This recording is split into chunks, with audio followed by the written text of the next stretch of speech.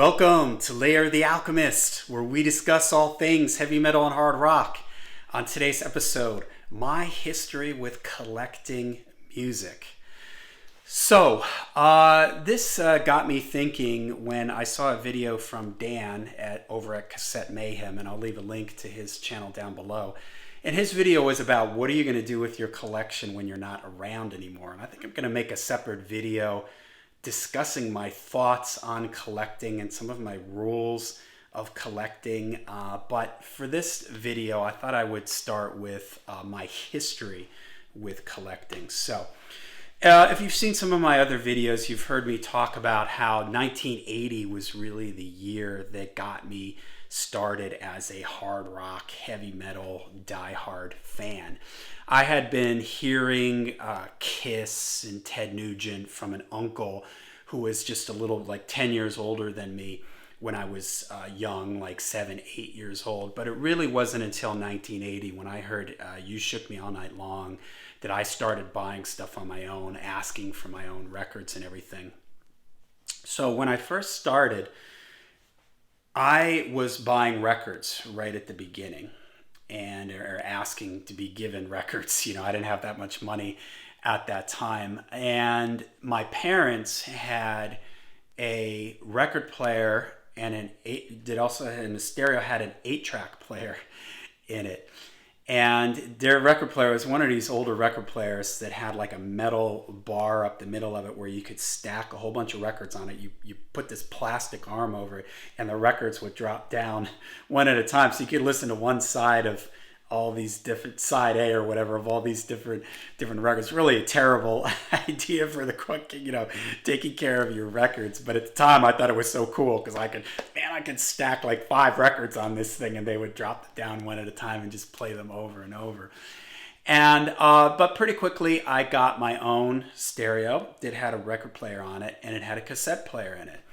So early on, I probably bought like maybe 25 to 30 records that I had, and I was starting to get some of them through record clubs. For those out there that are too young, record clubs were those things where you could pay a penny and get so many free records, and then you had to buy X number of records within a certain time frame. So I was getting some records, but as soon as I got my own stereo and it had a cassette player on it, I started buying cassettes. And the other thing that happened right around that same time, probably like 80, I probably got this record player in like 80, 81, 82. Somewhere early on in there, I got a Walkman, a cassette Walkman.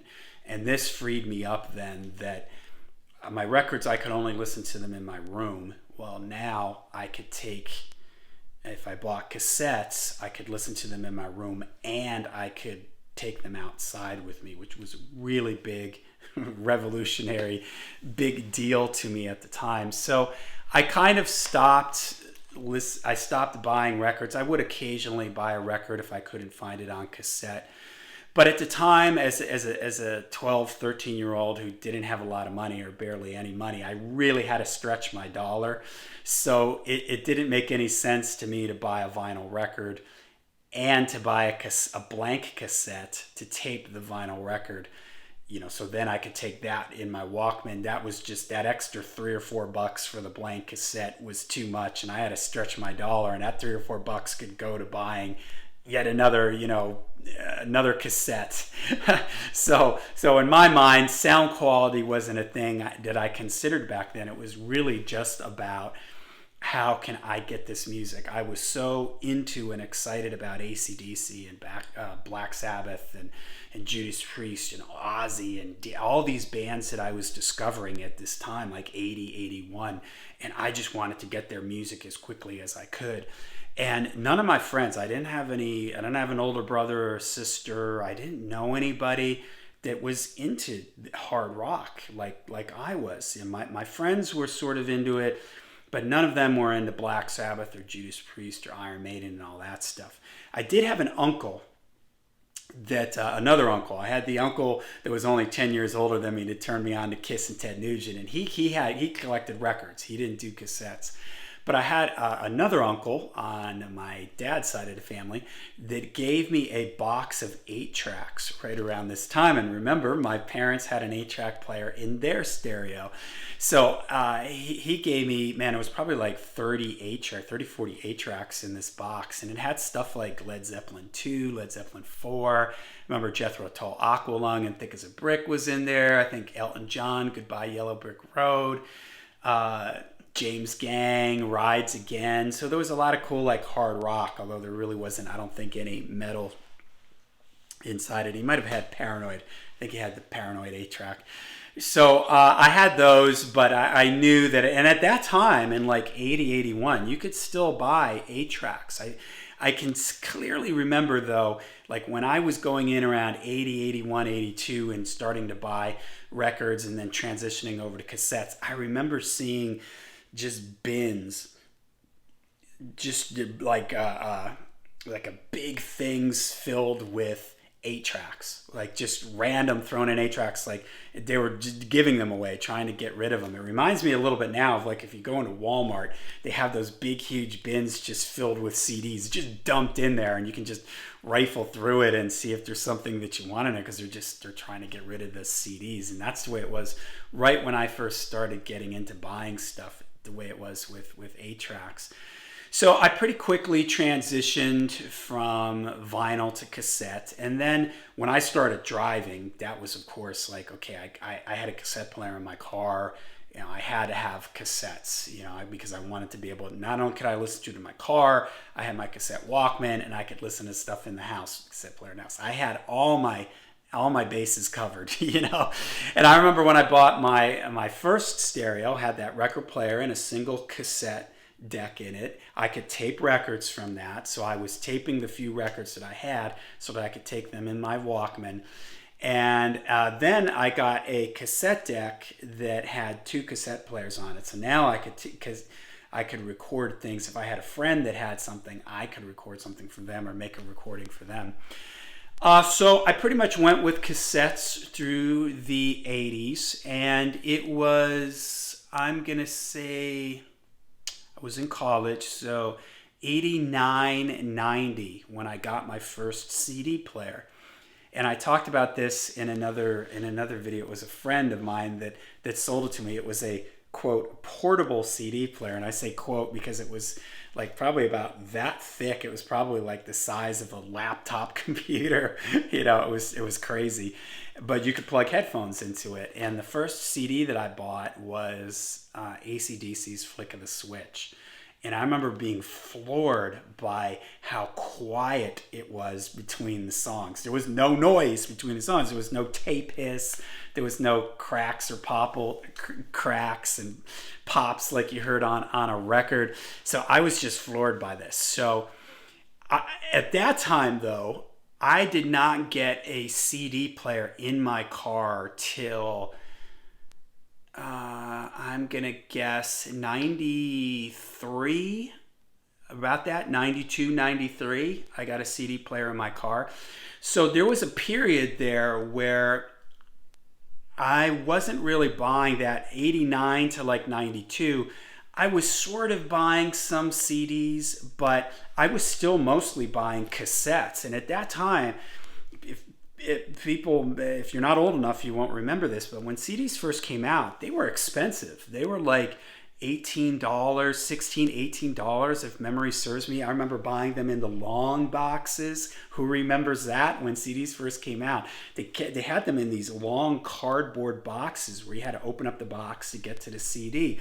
And I'm trying to remember what the logic was for these long boxes. I think it had something to do with when they stacked them on the shelves, they wanted some way for you to be able to see what it was, the shelves. Otherwise, you just had a CD. It was kind of, you see those big plastic cases that they eventually landed up putting the CDs in. Well, that was sort of what the long box was. It was a way to sort of elevate it and make it so that you could see it and flip through it. So I had to remember buying CDs inside these long boxes, like my Flick of the Switch. I remember it was in a long box. I wish I had saved those because those things are actually worth some money now. But I wasn't buying a whole lot of CDs because all I had was this portable, quote portable CD player. And it wasn't until 92, 93 when I got a CD player in my car that was when I switched over and I stopped buying cassettes and I started buying everything on CD. Like I remember all my grunge stuff, my Pearl Jam, my Soundgarden, Alice in Chains, all that stuff. I was buying it on CD because I had the CD player. I had a CD player. Now I think I went on and bought like a stereo unit that had a CD player in it. So I had it all covered. And eventually, of course, I would get a portable, CD player too. So I stopped buying cassettes probably like 92, early 90s, 91, 92, something like that, 90. I started phasing out cassettes. And then, so this is the first time now where when I started buying CDs, that I was re-buying things that I had. So I went and bought the AC/DC and my, all the bands that I loved. I went and re-bought them on CD, most of them, because I actually went through, this is a topic for another video, the late 80s, early 90s, I sort of drifted away from metal for a little bit. So my first wave of CDs that I was buying in 91, 92 was mostly grunge stuff and classic rock stuff. And at the time I was listening to a lot of like funk and jazz stuff. So I was also buying stuff like that on CD. So CDs carried me through the 90s, and it was about 99, I'm going to say, 99, 2000. My wife's family, I got married, and my wife's family had a record player in their house that, of course, no one ever used. It was just like sitting there on top of a stereo in a corner. And I said to her, can I take this? And she's like, yeah, nobody uses it. Nobody's used it in years. So because I had these, maybe I had about 30 or 40 records that I had accumulated from when I was younger, and just over years. If I couldn't find something on cassette, I might have bought it on vinyl. So I had this record player that I still have to this day. It's a Technics SLD2. I've passed it on to my son now at this point. And I started listening to these old records that I have. And my original intention was only to just listen to some of these records that I had, because from about the mid-90s on, I didn't even have a record player. So it was fun just listening to some of these old records that I had. And then I found a local store that had used records. And this is when then I started to collect vinyl, because of course I had all my CDs, and I had bought all my Judas Priest and Iron Maiden and stuff like that on CD. But when I first started getting into vinyl, like in 99, 2000, it was before the vinyl boom. So I was able to buy all of my essential records, meaning all my Maiden, Priest, Dio, Sabbath, Ozzy, AC/DC, all my classic rock, Stones, Beatles, Hendrix, Doors. I was able to buy all that stuff for under $10 a record. I remember paying for my Maiden and Priest records, I was paying about $7, $8 for a record. And these were all in mint, very good plus condition, great condition. And my more classic rock type stuff, like the Stones and Meatloaf and Frampton and the Doors and stuff like that, I was paying $4 or $5 for that stuff.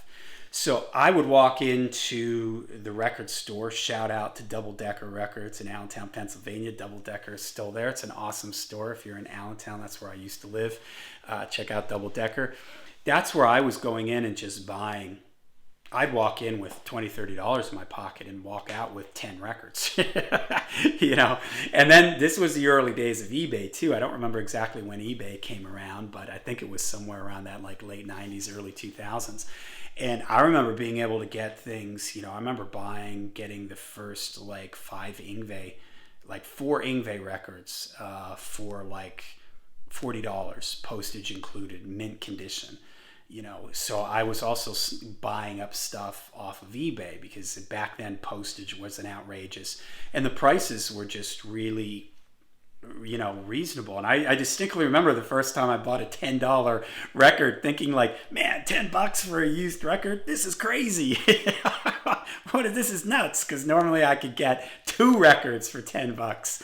This just seemed outrageous to me. And as time went on, of course, I kept hitting these milestones like $15 for a used record. This is crazy, and I kept moving up and up where now it's like, gosh, it's hard to find anything for, under $15 anymore.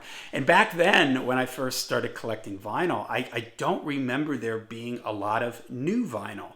And maybe I just was unaware of it, but everything that I was buying was used. And I was so focused on just getting all these Pink Floyd records and all that stuff that I wanted, that I had on cassette, and now some of this stuff I had on CD. So then that took me, I was lucky, probably 2/3 of my collection I was able to buy early on and get all those essential records. And then that put me at where I am today, where I would say now around, man, when did I phase out buying CDs? I'm going to say I haven't bought, I slowed down buying CDs probably about 10 years ago. And because 10 plus years ago, there were still things would come out and you couldn't get it on vinyl right away, or maybe it was only available as an import or something, when it came to like metal and stuff, smaller metal bands. So I was still buying CDs, but I'd say about 5 years ago, I stopped buying new CDs. In fact, I can't remember the last new CD that I bought. It's been that long. So now I pretty much buy everything I buy on vinyl. And when streaming, I started streaming, I'm going to say 5 to 7 years ago.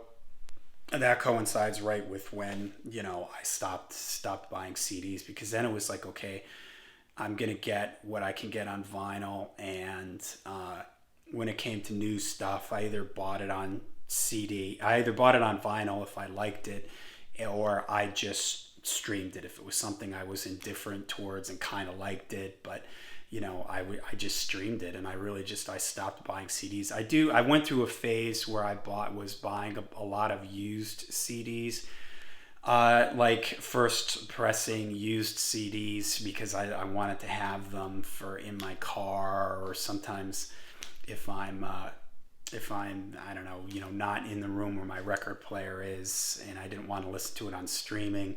I would listen to it on CD, and that was also the era of, there were times where I was buying CDs if it had like bonus tracks or stuff like that on it. But pretty much right now, when it comes to where I'm at in my journey, is I pretty much 90% of what I buy, or pretty much 100% of what I buy is vinyl now.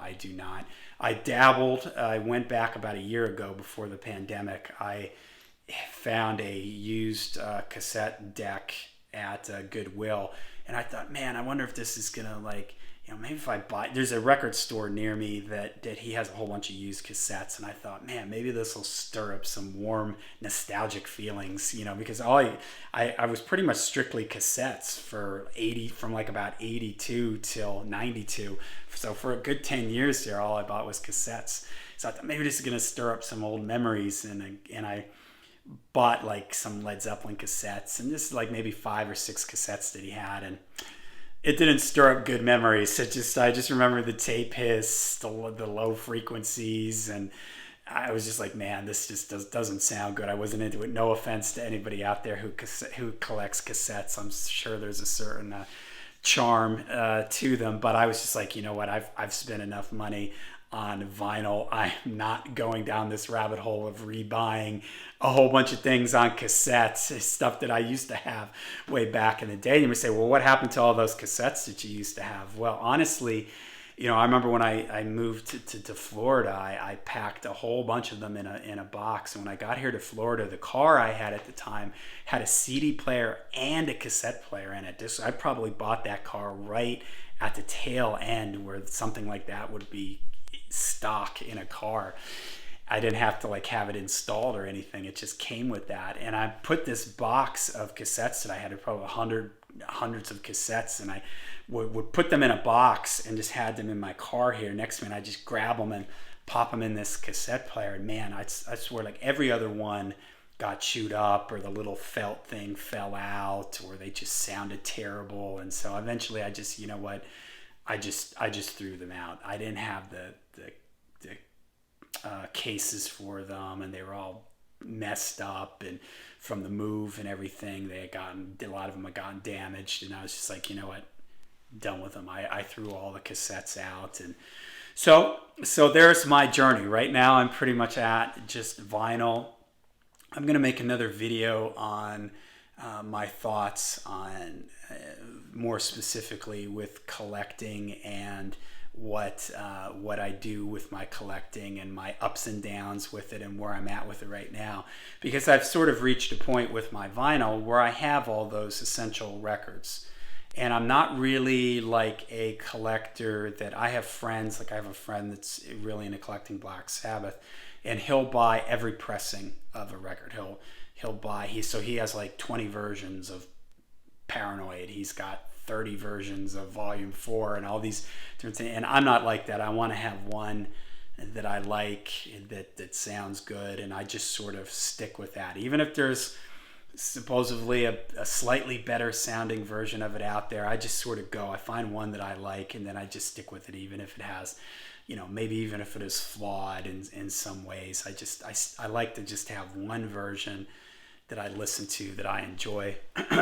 So, all right, but that's going to be a topic for another video when I get a little bit more into, some of my thoughts on where my collection is at now and the future of my collection, let's say. So there's my history of collecting, all the way back from records and a box of 8-tracks and cassettes to CDs, to eventually to vinyl. So, all right, so let me know down in the comments. I know this is something that's come up in various comments. I've heard people talk about, I bought that on 8-track, or I originally had that on 8-track, or I had that on cassette or whatever. So let me know where your journey in music started. What did you buy early on? What was your progression? Were you vinyl all the way through all this? Did you never give up on vinyl? Did you move around like I did through the different things? When did you start getting into CDs? I know some people that are like, they were on CDs like in the mid 80s, like right when CDs